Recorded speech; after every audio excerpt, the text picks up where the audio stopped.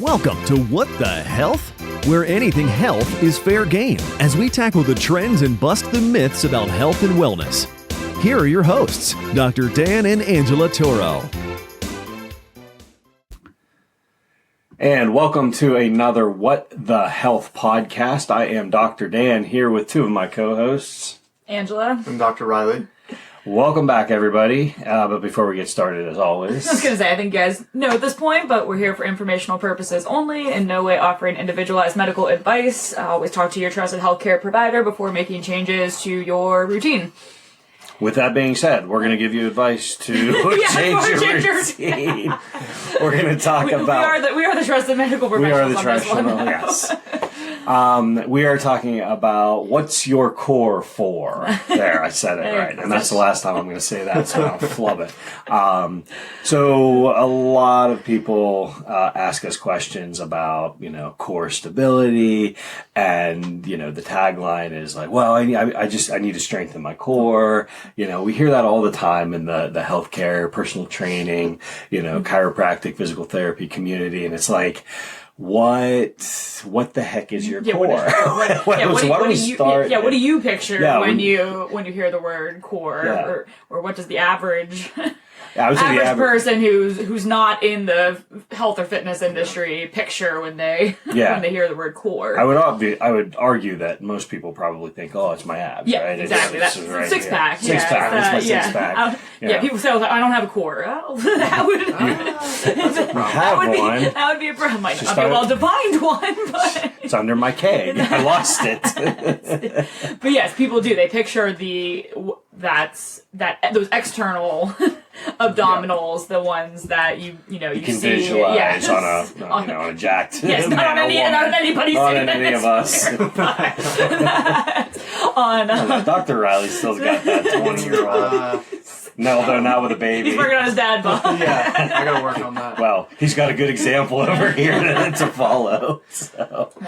But actually that they always talk about in the fitness world that abs are made in the kitchen, not in the gym, which is, so again, those very chiseled six-pack abs that you see on, the social media influencers and celebrities and all of that. That's the result of very specific type of training, very specific type of eating, dieting, yes, hours and hours of both of those. So yeah, we're not talking about like that. That actually, I would argue, is kind of your least important. Those ones that you can see. Yeah, the pretty muscles. Yeah, least important part of your actual functional core, which is what we are interested in. Well, yeah, and if you think of just using examples of strongman, and like the strong, if you look at every strongman, I mean, almost none of them have a six pack. No, they've guts. They have big guts, but compared to bodybuilders, where you can see every single muscle of their. But the strongmen are the strongmen for a reason, because they can lift incredible amounts of weight from very awkward positions, and again, a lot of that starts with the foundational core musculature. Oh my gosh, yeah. I can't even imagine trying to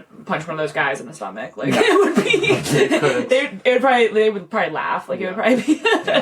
I think there was a video of I think it was Eddie Hall of he was taking hits from one of the strongest, but I think he was like a middleweight boxer or something. But he barely flinched. But that actually brings up a good point. That's what I tell people to visualize, which I don't know if that's a natural instinct for everybody, but like if somebody was to punch you in the stomach, if you knew, if somebody comes up and is winding up and you know that you're about to take a hit to the gut, instinctually, we all three of us just did it. You kind of bear down and get ready to take that hit. And what you're doing is you're engaging your core, and you're engaging those deep internal core abdominal muscles that are really going to help protect. The reason we do that is because instinctually those muscles are going to help protect your organs, your spine, all the things that you don't want to take the impact. Because ideally that muscle is going to to help protect everything else that's going on and that its surroundings. So, well, and again, if you going back to the anatomy too, it's like we could, if you visualize it, and if you're on here, or just Google core anatomy, and it'll pop up. But and you'll get some pictures of muscles. And but if you think of the skeleton, you basically have the large upper half of your body with your arms and your spine, and then the ribs that attach.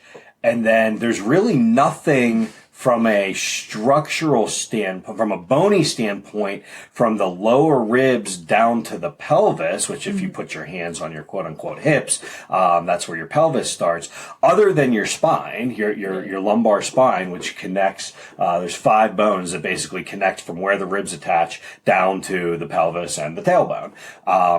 Everything else in that area is all musculature, which surrounds the outside of the body to protect the internal abdominal organs. Your stomach, your small intestine, your liver. your parts of your liver. Kidneys are kind of wrapped in there as well. So it's a very, very important structural space. But what that also does is that allows us the bending, moving, twisting, right? That, that we as bipedal organism, we're walking on 2 feet. We have the ability to move around in our environment, much more creatively than, a lot of other 4-legged animals. So, except cats, they can. Watch my cat bend himself in half and I don't know. Haven't we just determined they're aliens? Yeah, they're not really. I don't either. But anyway, I mean so the importance of, we always talk about, right, more freedom of movement in an area. Usually the higher freedom of movement in an area, like a shoulder or a hip, your core, you have better movement, but more chance of injury, right? Because, again, you can move, you have a lot more degrees of motion, so you have a lot more positions, and opportunity, for instability, for injury because of the direction and, twisting and pulling and tension on those areas. So people always ask, like, well, do I need to strengthen or do I need to stretch? Yes. Exactly. And it's that fine line, that balance of, yes, you need the underlying strength of those muscles. So back to the people are like, oh, I don't have a core, or my core. It's like, well, we have one. You didn't have a core, literally, like you just said. Your ribs you would just basically fold in half. Yes. If you did not have those core muscles, then you would just basically flop over because, as Dr. Dan just mentioned, those couple vertebrae are not going to be enough structurally to keep you in a seated position or even a standing position, without having the engagement of those muscles. So, and that's why, we see diseases where people lose that muscle strength and that they become very weak. They might lose ability to use their legs, or engage their core. So yes, if you are a healthy individual with normal musculature, you have a core, it's engaged whether you realize it or not, and what you need to learn is how to engage and strengthen even above and beyond just the basic, you're alive, so you have a core and it's functioning. Well, and again, like going back to what you said earlier, Angela, is you've got the abdominal muscles, which are more the front, and that's a lot of times what people immediately think of. Yeah, the 6-pack in the front. But you have so much musculature from the hips up to the crest of the ilium, up to the ribs, and then down, attaching, basically surrounding the entire lumbar spine and connecting it down even into the leg muscles, through your hip flexors. Your hip flexors start up in your lower back. A lot of people don't understand that, and so it's like, well, why is my hip hurt? Well, it's because your low back is screwed up. You have a weak core, or vice versa. Why does my low back hurt? It's like, well, because your hip flexors are so darn tight that from a sitting position, so they're not stretched, they're very weak, and so they're constantly pulling on that lower back when you're trying to engage it. So that is so important to understand the mechanics all the way through through, that spine, and surrounding. If you think of the core, it's really a brace that goes all the way from the spine around to the front in your abs.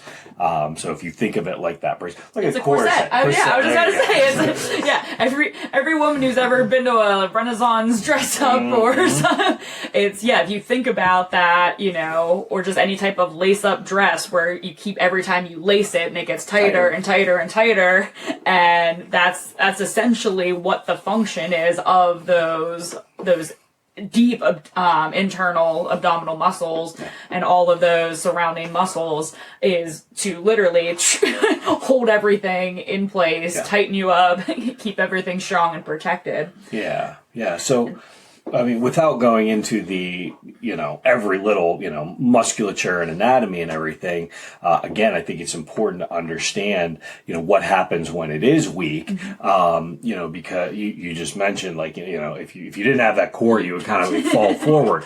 And, again, if we kind of go to the end stage of life, people in their 80s and their 90s, and, we call it, we talk about FBS, flat butt syndrome. But really, if you go from if you think of a baby, an infant that was just born, right? They're born with one curvature basically from their head down to their tailbone. It's called the primary curve. And it's basically like you think of the baby curled up in the fetal position. You have one curve from the head all the way down to the tailbone. Well, then if you have proper spinal development, you'll develop two additional curves, one in the neck, one in the lower back. And that comes through muscle activation and through healthy spinal and muscle development around those areas of the spine.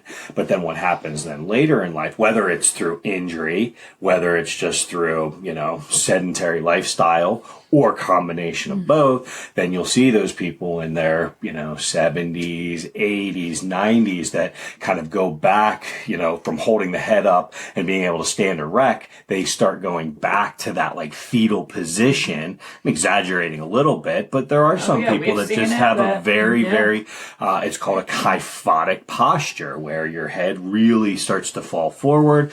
And then, of course, your body isn't going to let you walk around with your head being forward. Your hips and your legs have to come forward. So you're basically going back to that one kyphotic curve from the head. And if you're not sure, what I'm talking about, and you just want to Google it, Google kyphosis or kyphotic curve, KYPHOTIC, kyphotic.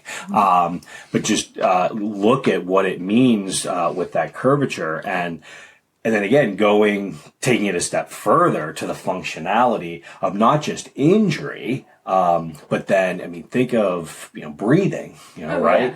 So you've now, instead of being in that upright position where your rib cage is open, everything is now just compressed down and condensed. So, literally to take a breath, your ribs have to be able to expand, your lungs expand into your rib cage, in case you're not familiar with that. If your skeletal system is basically folding over on itself, your lungs are only going to be able to expand so far, and you're going to have very shallow constricted breathing. There's straight up studies on this. Again, we don't have the advanced podcast yet where we got someone in the background looking stuff up, but there are studies out there showing that when you have forward head posture or a kyphotic neck, which is a neck going the opposite direction from what it should be in a lordotic position, you actually lose up to 30% or more of your lung capacity. So, and the easiest way to represent that is, I just challenge you, if you're not driving, you're in a safe, safe place, just, sit up tall, lift your chest up, lift your head to a nice neutral position, and take a deep breath in as far as you can, and then let that out. Well, then do it again where you bring your arms in front of you, roll your shoulders forward and kind of crunch forward a little bit. Just kind of let your upper body hang down towards your legs just a little bit, not all the way forward.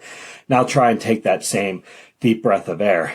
It's very, very difficult, to get that same like deep breath in, and as you give the example you used earlier, Angela, it's like, imagine getting hit in the stomach. You tighten that, ab brace. Well, imagine getting hit and you weren't expecting it. Yeah. You get the wind knocked out of you, right? Because it's like, your diaphragm goes into spasm and everything comes forward because you're trying to protect those organs. So, but anyway, it's just so important to understand, how to strengthen, that core, because there's so much, functionality that goes in there. So, you kind of talked about it too, the connection between the core and the hip flexors. So, again, imagine if you start to go into that kyphotic position and you're bent over, and you mentioned that your hips start to, tuck the wrong direction. Yeah. Imagine being in that position and then trying to lift your leg to get up a flight of stairs or get in and out of the car. It's like you're now not in that that position to be able to fully engage. Yeah, the muscle's already in a shortened position. So and if the muscle's shorter, then it can't it's like, pull. So talk about now we have increased fall risk. We have loss of ability to get through your daily life, your activities of daily living. Dress yourself. There's people who can't, can't lift their leg enough to get their socks on and, to get one pant leg on. Like, think about the number of times that you have to be able to lift a leg just in your day-to-day, get in and out of a shower, things like that. Yeah. These things that, yes, are going to get more difficult as we age, but they don't have to be so difficult debilitating to the point that, we're not able to do them. Yeah. And a lot of that just comes from because we, like you said, either injury, or just lack of use. Yeah. And we talk about all the time, our sedentary lifestyle is just, technology and advancements in our day-to-day life have made so many things so much easier. Convenient. Yes, which is great great for comfort, bad for health. Yes, we have lost so many, things that we used to literally have to get up and physically do. It's just, we don't have to do it anymore. And so now it's okay, how can we, what have we lost, and how do we get that back into our day-to-day life so that we don't continue to go down this road of we just keep getting weaker and sicker and more frail. Well, and going back to the the tight hip flexors too, and then again, how many times do we hear of people that all I did was bend over and pick up my empty laundry basket, and my low back went out, quote unquote. Or, we just had a patient last night who, comes to see us, on more of a wellness basis, maybe once every couple weeks, a couple months. But she was playing some hockey, which she typically does, and they don't beat each other up too much. It's getting to be like more of a middle-aged league, but again, she said her neck was stiff, but then she said she was raking some leaves and her low back stiffened up, and she just felt it like really tighten up or like tweak. We hear all these the terms when they come in. Oh, I tweaked it, or it popped, or I pulled it, or it seized up, or exactly. And very interesting, and it was extremely tight when we evaluated her, but interestingly enough, that tightness was coming from the stiffness in her neck because of, the chain reaction. So, if you've got tight hip flexors pulling on the low back, or your neck is stiffened up from poor posture, looking at a computer, looking down at your phone, wrestling with your kids, sleeping in an awkward position, and it's like, and the neck is stiff, well, then that impacts the ability of your spine to be able to move from top to bottom fluidly. So then you have a smaller, lever and movement. So rather than, your spine moving freely from the neck all the way down through the low back, well, if you take the neck out of the equation because it's stiff and locked up, well, now you only have movement. You've lost, 6 to 12 inches of movement capability through your spine. So now, motions that would move, more freely across, 3 feet are moving across 2 feet. And so, but you still have to do the same movement to get down and rake or, lift laundry or move your foot. So now again, going back to what we talked about at the beginning, more freedom of movement, more possibility of injury if that movement isn't working there efficiently. Yeah. Does that make sense? Hopefully that made sense. Made sense in my mind. That's all that matters. It makes sense to you.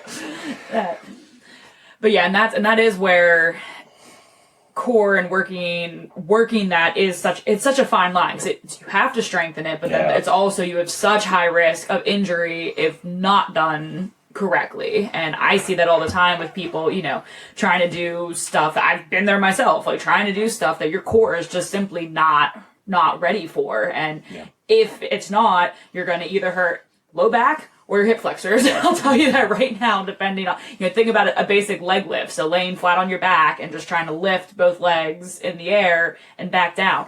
seems simple enough, but if your core is not engaged, I'll tell you right now, you're going to screw up those hip flexors or those low back or both. Yeah.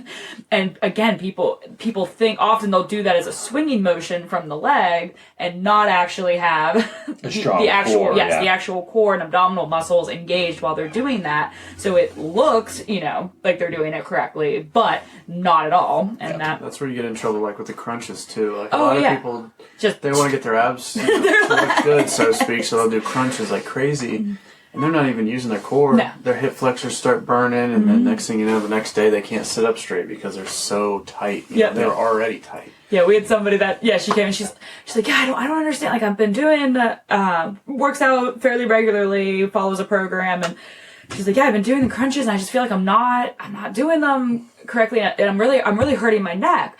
And I was like, well, you're probably not, you're not engaging your core. And so I showed her, and I was like, okay, lay down to your crunch. And I was like, I could tell right away. She was lifting, she was leading with her head. She was using her neck and that momentum.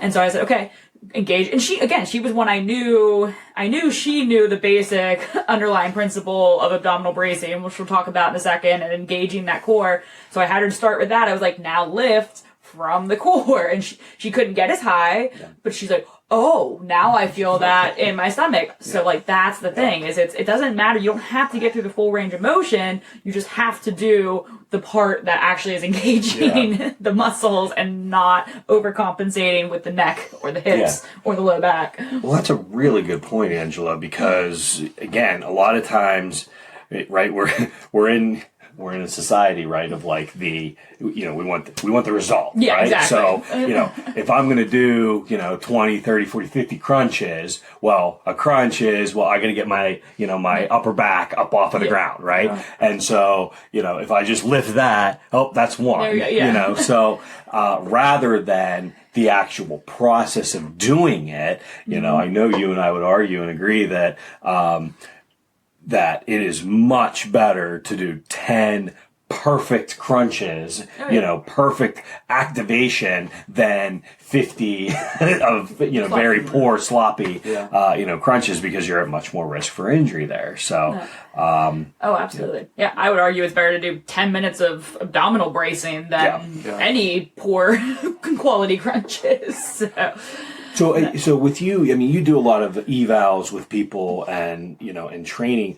Are there any signs, or what are you looking for, when you have someone, going through, just to like evaluate to see, how strong or weak their core actually is? Are there signs that someone could even do at home to be like, okay, maybe I need to retest, to rethink my training regimen?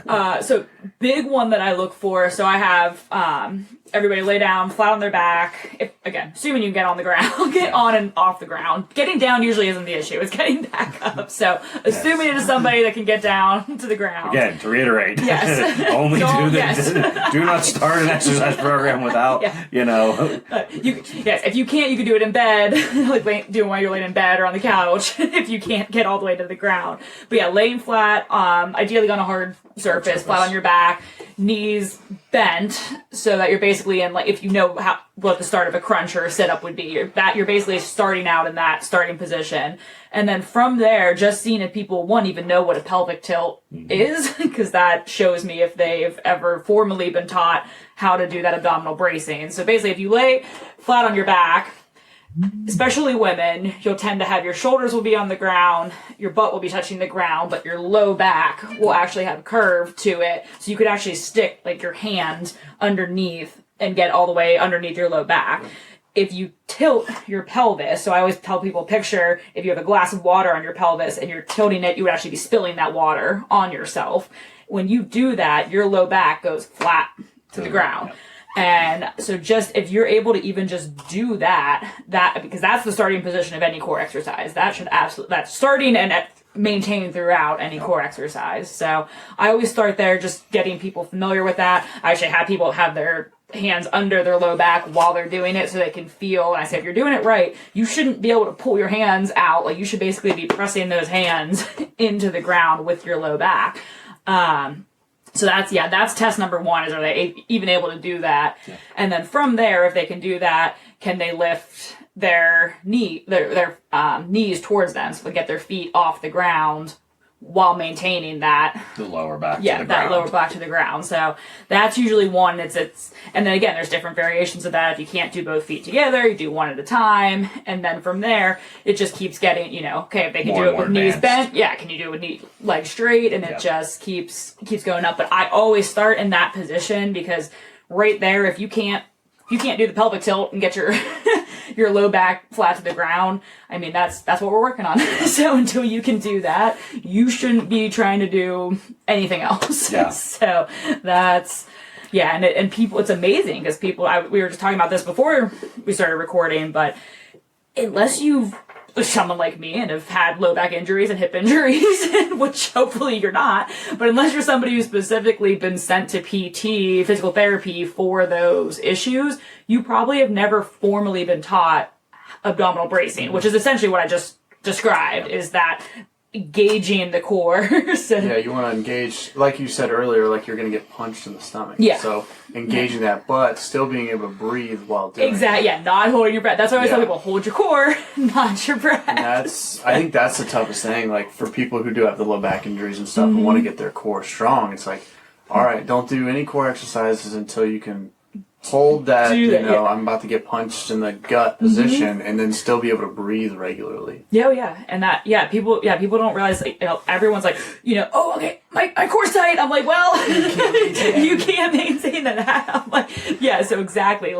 Learning to dissociate your lungs from your core, very, very important. Again, things that people aren't taught. And then once you're having those issues, it becomes that much harder, which is why, I love working with people that are already struggling with it, but if I can get with people where they don't have those injuries yet, it's that much easier and can progress that much faster. But it's really amazing. Like you said, the holding the breath.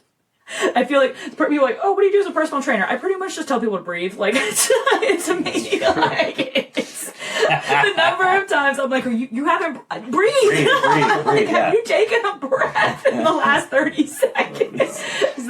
And it's something, myself I've had to work on. There's been times through PT. I've been through several rounds of physical therapy for different things. And there were times where it's like, I couldn't do what I just described. And it's very frustrating when you're like, I just want to be able to, but if you truly go through the process and go through it safely and build up that strength in a slow and progressive way, it's going to make a huge, huge difference. It's not the it's not the most exciting looking exercises, but I love seeing people, especially love taking people who have maybe been doing those exercises wrong, showing them how to do it, and just seeing them go, oh, like that's what. I had a client. She's like, well, I've been doing leg lifts wrong my entire life. It's like, it's never felt like that. So, is there like a specific, regimen, I guess, you would put people through for the core? Because I know they harped on like the bird dog progression for us in school. Is that similar? Stop there. Bird dog. Define bird dog for those of our audience. Yeah. So and refreshing my memory. Once you got the abdominal bracing down and stuff, then you start. You're on your elbows, your hands, and your knees, and you're in that hands and knees position. Okay. And you can progress. Obviously, if you're like a superior level athlete, you'll be able to, reach your left arm out and your left leg straight back. And that core stability is so strong, you won't fall over. But essentially the progression is hands and knees, and then you'll go one, I think, just to start, you'll go one at a time. So you'll push your left arm out in front of you as far as you can, and then you'll bring that back down, and you'll do the right side. And then you do the same with the legs. You push them as far back as you can. And then once you feel like that's pretty easy, you're able to hold your core. Balance-wise, too, right? Yeah, and balance. And then once you start progressing, then you'll do your left arm straight out and your right leg straight back. At the same time. And that's already pretty difficult. There was a lot of very, very, fit people, I guess I would say, in my class. And I think nobody was able to do that left arm out, left leg back. So, that's just called the bird dog. It's a quick and easy core exercise. Yeah, so I would say that for a younger population with people I work with, where most people cannot be on their knees. Yeah. So I actually like similar, but it's the dead bug. It's what Dr. Riley just described, but you're on your back. So you have a dead bug. So instead of being on your hands and knees, you're lying flat on your back, and now you have your knees up, bent, your arms up straight, and it's the same thing. So you work on being able to extend one leg straight out, and then the other one arm, all while keeping your low exactly, back and pressed all to coming the back to floor. that low back being glued to the ground. So working on that, being able to do arms same way, and then same thing, opposite arm, opposite leg go back, and then same arm, same and leg. so it's like, and then you can go to both legs, both arms, yeah. which I've even retired that one from mine because I'm just like, it's just not worth, because it's just the strain on the low back. It's just, but there's certain, so yes, but I do like the other one because there's more of a balance component to it. That'd but be more like advanced. So I think, so I would say, dead bug first, and then if you get to the point where that's feeling good and your knees and wrists are okay, which seem to be the first things that go on everybody. I'm picturing some of my clients, they'd be like, excuse me, you want me to do You want me to do what? Guaranteed. Especially with knee replacements. Be like, no. But yes, if you were able to go on your hands and knees, then that's a great progression. And what people don't realize is, so actually that's one that I had to do back in PT with my low back, and she would put a box of tissues on my low back. Because then if you start to tilt your hips, because the idea is your low back should stay totally straight while you're flat while you're doing that, like tabletop. And what a lot of people do, because they don't have the core strength or the mobility, they start to tilt. So they put that tissue box on your low back, and then that way you'd be able to know if that falls off, you've tilted. It's like in some of the Asian cultures where they teach you to like walk with the book, as you're doing like ballet and dance moves. But yes, but both of those are a great way to just kind of keep progressing. And as you said, I mean, and I'm guessing the people in your class, these are, mid 20-year-olds, any of those people with consistent practice, you probably, if you did that every day, you would very quickly, somebody at your age and physical level would be able to very quickly be able to do that, which just goes to show how important it is to do it. Because, people that were in, quote unquote, good physical health and good physical shape weren't able to do a, fairly basic core engagement. I think, I don't know why I just thought of it, like you saying, doing this every day, and I go back to that dead bug, like that's, with the population, how like lazy, so to speak, we are, I feel like that should be easy. But, you wake up in the morning, you're already hopefully on your back, like do the dead bugs for maybe 5 minutes and then get up and go about your day. Like that's, I think that'd be a huge thing. Well, it's funny because I think the population that's actually best about their morning exercise routine are the elderly. Absolutely. Like we talked 55 and older. They 100%. Talk about like they have this whole routine. The kids, they're no longer responsible for kids. But they're doing it because they literally have to be able to get out of bed. So think about that. If we started this now in our 20s, 30s, 40s and started incorporating just a couple minutes every morning of core engagement. I do it while I'm driving. Honestly, like when I'm in the car, I've been doing it through this entire podcast. Yeah, so me too. I'm like, I'm gonna be sore tomorrow. That's the most core workout Dr. Dan said in a while. Hey, my workouts look different now. I'm gonna go rake leaves after this.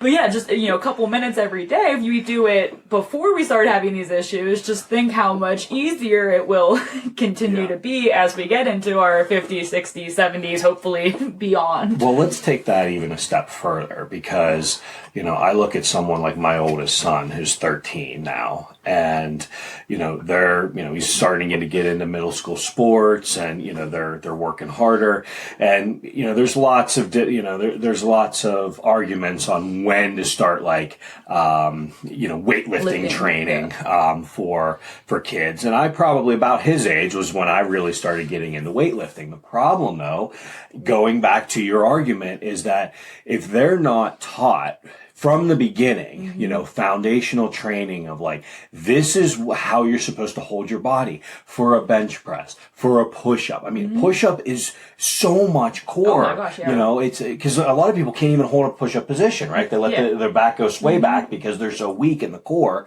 that they can't hold it straight. It's like, get your butt down, get your back straight. Like, so they're not taught from that young age. And this is not a knock on, physical education teachers. One of my dearest friends from high school is a physical education teacher. I'm gonna have to send him this and be like, this is not a knock on you, buddy,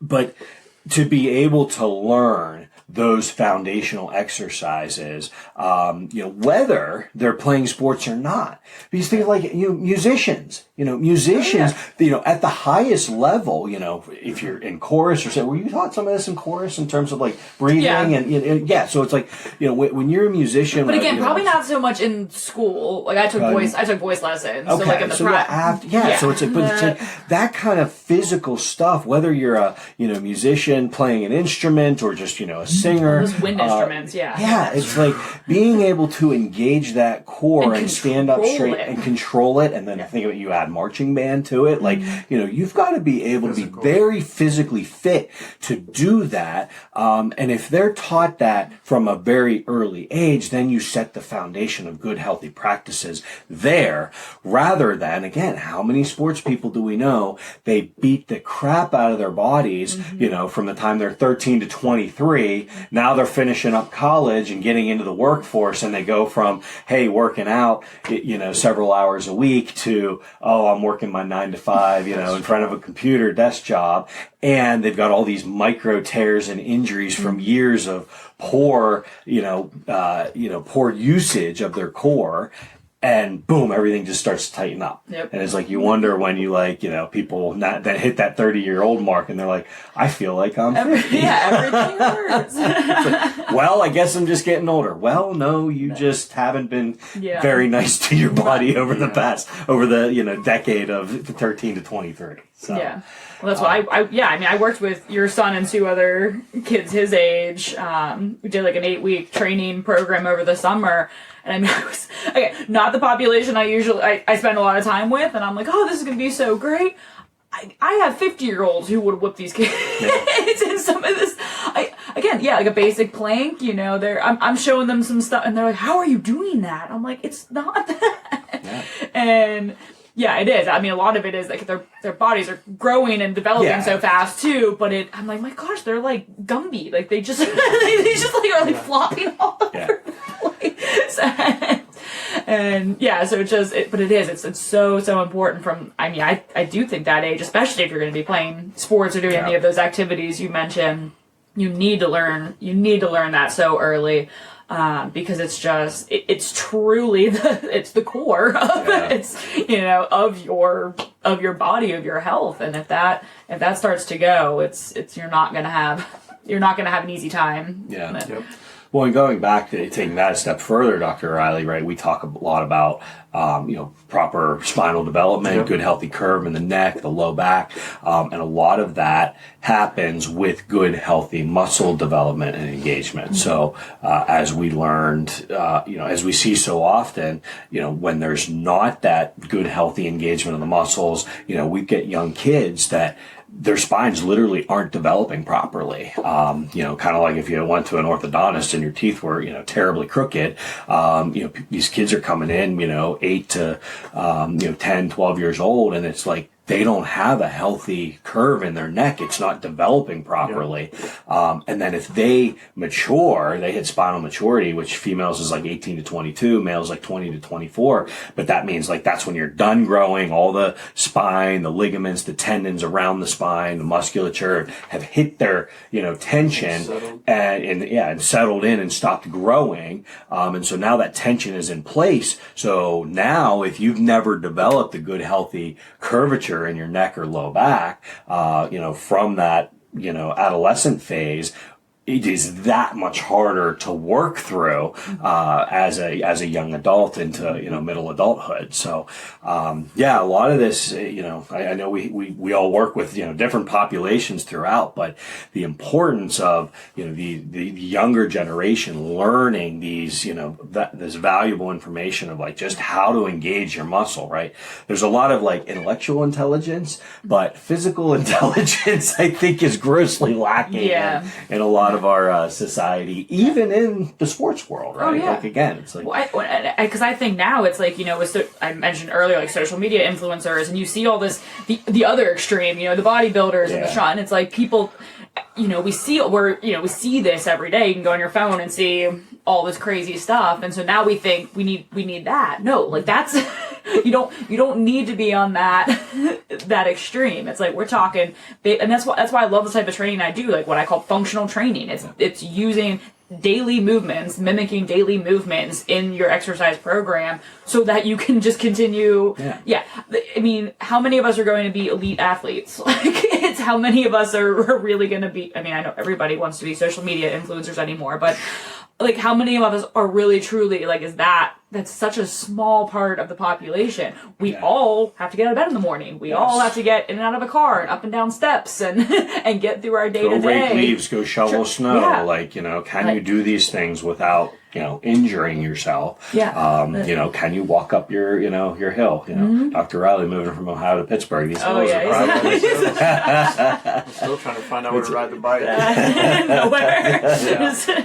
Up hills. So, well, I think we covered some great information. Dead bug if you're not, if you don't want to get on the hands and knees. Bird dog. I think these would be great videos. I know we have some PDFs of like exercises that we can send people if you're interested in just those core exercises and abdominal bracing. But yeah, I mean, if you, again, as we always say, if you haven't started any of this stuff or you feel like you're doing things the wrong way, the first thing is always ask and let's set up a routine that you can do, once daily, or, just a couple times a week, and then get into a routine practices, like most of us have been doing throughout this podcast of just being able to go throughout your day and brace your abs. Everyone should like start a little office, thing. It's like go around and like, hey, you ready? Just like start tapping each other in the abs and see who's paying attention. I'm doing that at least once this week. But yeah, if you're, if you have any questions about this, please reach out. We'll put some links in the podcast as well underneath, so that you have some access to some of those exercises. I know there's a ton of videos out there. If you just Google, bird dog and dead bug. But the key is, getting into, making it habitual so that you do a little bit each day, starting with just the abdominal bracing and doing it correctly. Yeah. So, awesome. Great talk. That was fantastic. Yeah. So, what's your core for? Thanks for stopping by. We'll see everyone at the next one. Thank you. Hey guys. You've been listening to What the Health with Dr. Dan and Angela Toro, brought to you by Toro Family Chiropractic. To learn more about the resources mentioned on today's show or listen to past episodes, visit www.whatthehealth.world.